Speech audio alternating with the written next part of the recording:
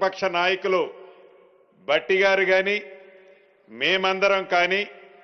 మీ దీవెనలతో ప్రజా ప్రభుత్వం ఏర్పడి ఇందిరమ్మ రాజ్యం వచ్చిన తర్వాత అర్ధరహితంగా ఆనాటి ప్రభుత్వం అర్ధరాత్రి తీసుకొచ్చిన ఏ చట్టం రెవెన్యూ చట్టాన్ని తీసుకొచ్చి ప్రజలను ఇబ్బంది పెట్టిందో ధరణి అనే ఒక భయంకరమైన భూతాన్ని ప్రజలకి ఇబ్బంది కలగకుండా దాన్ని అరేబియా మహాసముద్రంలో వేస్తామని చెప్పిన మాట ప్రకారం సముద్రంలో వేయటమే ముఖ్యం కాదు, అర్ధరాత్రి ఆనాటి ప్రభుత్వంలాగా ప్రజలకు ఉపయోగకరం కాని చట్టం కాకుండా ప్రజలకి చుట్టములా ఉండే ఒక అద్భుతమైన చట్టాన్ని తీసుకురావాలని గౌరవ ముఖ్యమంత్రి సూచనలతో, గౌరవ కేబినెట్ మంత్రుల సూచనలతో, అనేక మంది శాసనసభ్యులు పార్లమెంటు సభ్యుల సూచనలతో నిద్రపోని అనేక రాత్రులు అధికారులు చాలా మంది కష్టపడి అద్భుతమైన భూభారతి చట్టం 2025 చట్టాన్ని తీసుకొచ్చి అసెంబ్లీ సాక్షిగా ఆ చట్టాన్ని ఆనాడు తెలంగాణ రాష్ట్ర ప్రజలకి ఒక చట్టంలా తయారు చేసే భాగంలో ఏ ధరణిని ఆనాటి దొరలు తీసుకొచ్చారో ఆ ధరణిలో లోపాలని భవిష్యత్తులో ప్రజలకి తెలియజేసే ఉద్దేశంతో తెచ్చే చట్టాన్ని ఆపాలని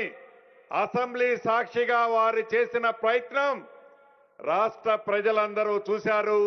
దానికి ప్రత్యక్ష సాక్ష్యం గౌరవ స్పీకర్ గారు కూడా ఇక్కడే ఉన్నారు. అయినా ప్రజలకిచ్చిన మాటే మాకు ముఖ్యమని గౌరవ ముఖ్యమంత్రి గారి సూచనలతో అద్భుతమైన చట్టాన్ని జనవరి మొదటి వారం ఈ సంవత్సరంలో తీసుకొచ్చి 90 రోజుల్లో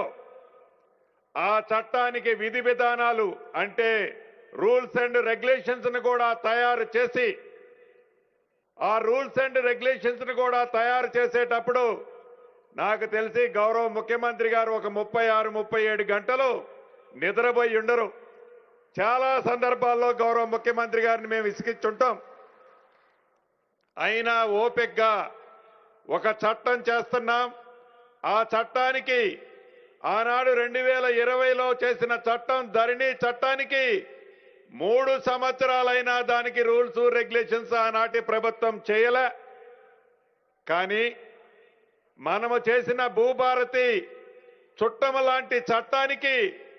90-92 రోజుల్లోనే అధికారుల కృషితో సహచర కేబినెట్ మంత్రుల సూచనలతో గౌరవ ముఖ్యమంత్రి గారి ఆదేశాలతో రూల్స్ అండ్ రెగ్యులేషన్స్ తయారు చేయటమే కాకుండా ఏప్రిల్ 14వ తారీఖు డాక్టర్ బిఆర్ అంబేద్కర్ గారి జన్మదినాన్ని పురస్కరించుకొని ఈ భూభారతి చట్టాన్ని తెలంగాణ రాష్ట్ర ప్రజలకి గౌరవ ముఖ్యమంత్రి రేవంత్ రెడ్డి గారి చేతుల మీదుగా అంకితం చేసిన సంగతి కూడా మీ అందరికీ తెలిసిందే. చట్టాన్ని అయితే అద్భుతంగా చేసుకున్నాం. ఈ చట్టం దేశంలో అన్ని రాష్ట్రాలకు ఒక రోల్ మోడల్గా ఉండే విధంగా ఎక్కడా చిన్న లోపాలు లేకుండా బ్రహ్మాండమైన చట్టాన్ని తయారు చేసుకొని దానికి విధి విధానాలు నిర్మించుకొని ఆ చట్టం ఆధారంగా ప్రజలలోకి ఆనాటి ధరణితో ఇబ్బంది పడ్డ ప్రజలని విముక్తులని చేయటం కోసం ముఖ్యంగా భూములున్న ఆసాములకి పూర్తి భద్రత కల్పించే విధంగా ఆనాటి దొరల ఆలోచనలకి భిన్నంగా ప్రజా ప్రభుత్వం పేదవాడి భరోసా ఇచ్చే విధంగా పేదవాడి ఆత్మ గౌరవానికి ఎన్నుదండుగా ఉండే విధమైన ఈ చట్టంతో 3 విడతల్లో పైలట్ గా 4 మండలాల్లో రాష్ట్ర వ్యాప్తంగా చేశాం. ఈ చట్టం యొక్క ఫలితాలు ఎలా ఉంటాయని తర్వాత ప్రతి జిల్లాలో 32 జిల్లాలలో ప్రతి మండలంలో మళ్ళీ చేశాము ఒక గ్రామంలో. అవి అయిన తర్వాత జూన్ 2వ తారీఖు నాడు రాష్ట్ర అవతరణ దినోత్సవం సందర్భంగా రాష్ట్ర వ్యాప్తంగా ఆ ధరణితో ఇబ్బంది పడ్డ రైతన్నలకు భూములున్న ఆసాములకి పూర్తి భద్రతతో ఉన్న ఈ చట్టంతో అప్లికేషన్లు సేకరించడమే కాకుండా గడిచిన ఈ రెండున్నర నెలలలో ఏవైతే ఆనాడు రాష్ట్ర వ్యాప్తంగా 8,65,000 అప్లికేషన్లు వచ్చాయి. అదనంగా ఆనాడు 2020 చట్టం చేసేటప్పుడు ఏదైతే సాదా బైనామాలకి మీరు అప్లై చేసుకోండి, ఆ సాదా బైనామాల సమస్యల్ని పరిష్కరిస్తామని చెప్పిన ఆనాటి దొరవారు ఆ చట్టంలో సాదా బైనామాల అంశాన్ని పెట్టని కారణంగా ఆన్లైన్లో అప్లికేషన్లు అయితే తీసుకున్నాం, కానీ ఒక్క సమస్యకు కూడా సాదా బైనామాల సమస్యలు పరిష్కరించలే. దాని ఆధారంగా ఆనాటి దొరవారి ప్రభుత్వంలోనే కోర్టుకి కొంతమంది